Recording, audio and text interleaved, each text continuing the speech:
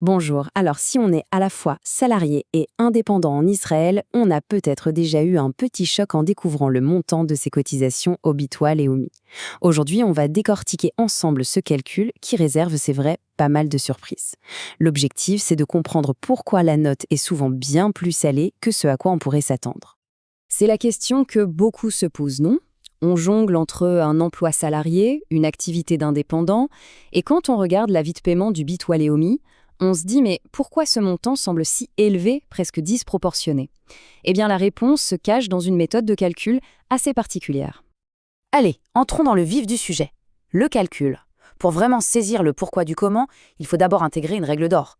Pour le Bitoil Leomi, un revenu est un revenu, peu importe d'où il vient.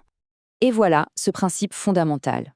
Le Bitoil et OMI ne voit pas d'un côté le salaire et de l'autre les revenus d'indépendants. Pas du tout. Il additionne tout. Il fait un seul gros tas, un revenu total unique. Et c'est sur cette base globale que tout va être calculé.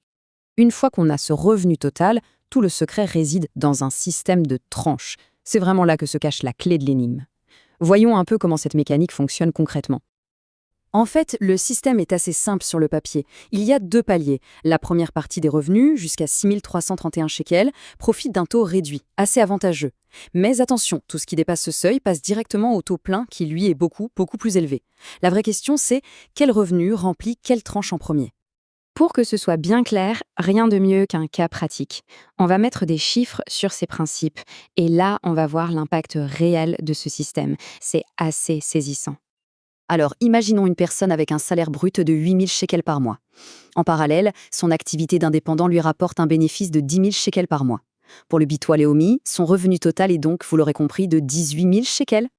Et voilà, c'est le point absolument crucial, le cœur du mécanisme. Le système est conçu pour toujours donner la priorité aux revenus salariés pour remplir les tranches. Toujours. Dans notre exemple, ça veut dire que les 8 000 shekels de salaire vont venir remplir entièrement et même dépasser la première tranche à taux réduit de 6 331 shekels. Et la conséquence, elle est directe et implacable. Ça signifie que la totalité du bénéfice d'indépendant, nos 10 000 shekels, est automatiquement propulsée dans la deuxième tranche, celle qui est taxée au taux plein de 17,83%. Pas un seul centime de ce revenu d'indépendant ne va donc bénéficier du taux réduit. Du coup, le calcul pour la partie indépendante devient très simple, mais aussi très coûteux. On applique le taux plein à l'intégralité du bénéfice. 10 000 shekels multiplié par 17,83%, ça nous donne une cotisation de 1 783 shekels. Et ça, c'est juste pour la partie indépendante.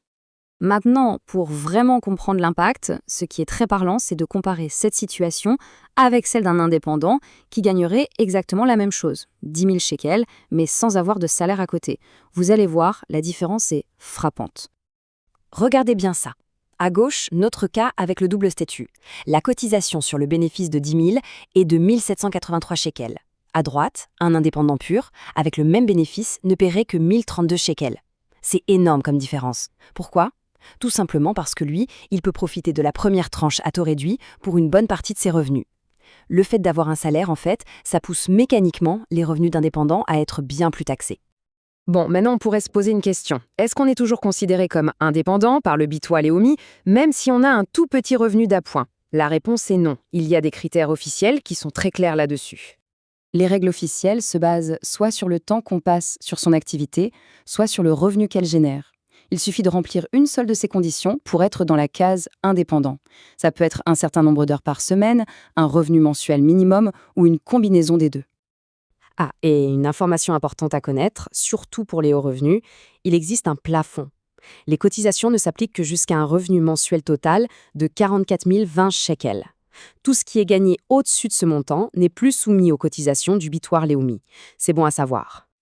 Voilà, le mécanisme est plus clair maintenant. Le salaire vient consommer en priorité la tranche la moins chère et il laisse le revenu d'indépendant payer le prix fort.